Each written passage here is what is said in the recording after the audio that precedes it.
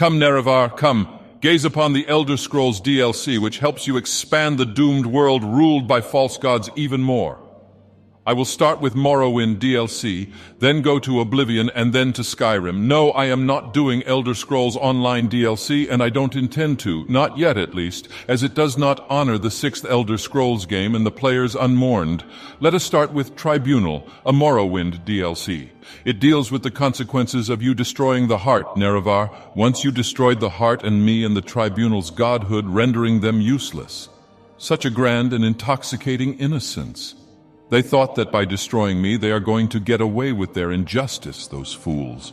Oh, it was music to my ears to hear that Almalexia became mad and destroyed Sotha Sil, and then you, Nerevar, destroyed her. The karmic justice is exhilarating. Overall, it is an excellent DLC if you are playing Morrowind for the plot. The next Morrowind DLC is Bloodmoon, otherwise known as what Skyrim would have looked like if it came out in 2003.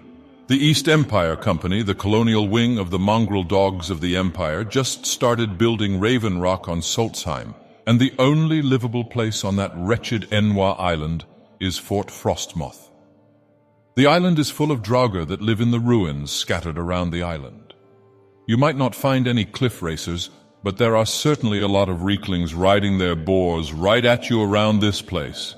Don't forget that you also have to fight Karstag at some point. Also, way too many Enwaskal Nords living there.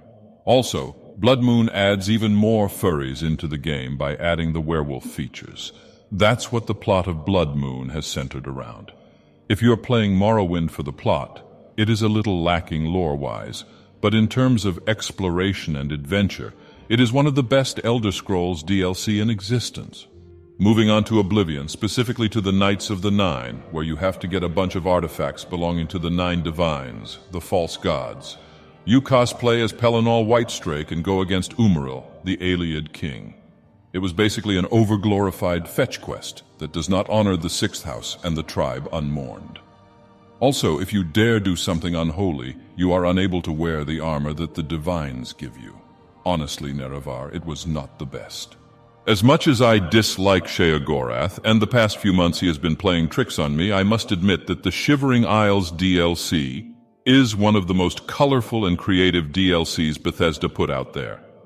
Oblivion was an innovative game, but this is Oblivion after 100 bottles of double-distilled skooma.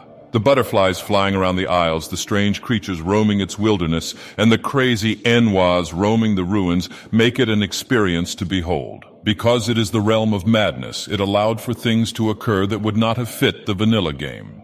And it gave Bethesda freedom to cook up the most insane quests they possibly could. Also, Sheogorath and his minions are all complex and well-thought-out characters. Unlike some one-dimensional evil characters you, unfortunately, find in some quest lines, Nerevar. The Grey March and the ensuing battle against Jiggalag are much more involved and emotional than the Oblivion Crisis and the Mehrunes Dagon and Martin Septim battle.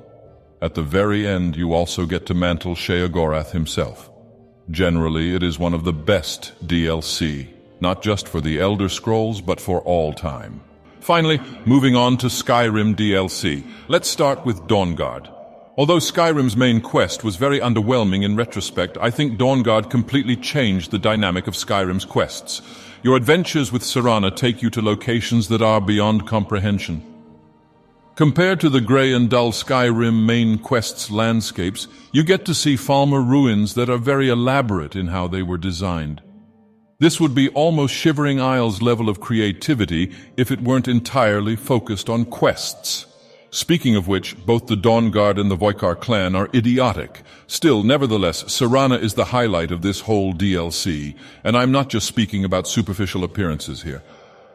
Despite being an Enwa Nord and a vampire, she is a very well-spoken, fleshed-out, and multidimensional character with more substance to her than most, if not all, Enwas that live on Tamriel.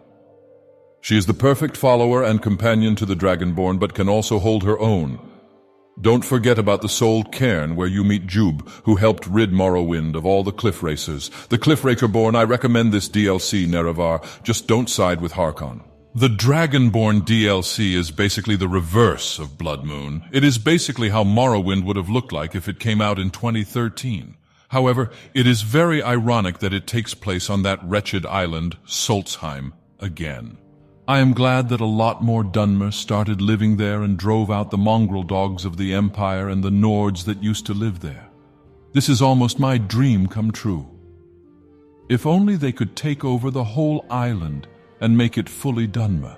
That would honor the sixth house and the tribe unmourned.